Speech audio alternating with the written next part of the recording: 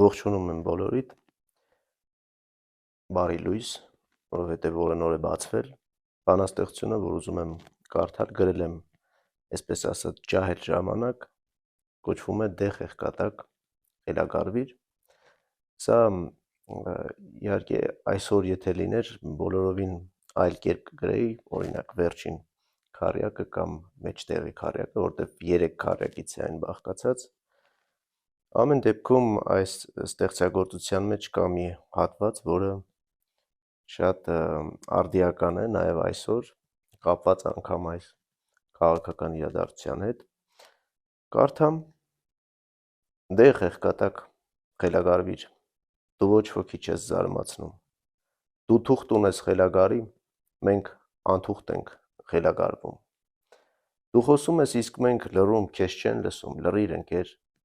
Էս անիրավ անսեր դարում մեկ-մեկ պետք է ոչինչ չասել, դե խեղկատակ խելագարվիր, դիմակ փոխիր, դարձիր արքա, դու ոչ ոքի չես զարմացնի, մեր այս դարում ծառա չկա, այդ հատված դու թուղթ ունես խելագարի, մենք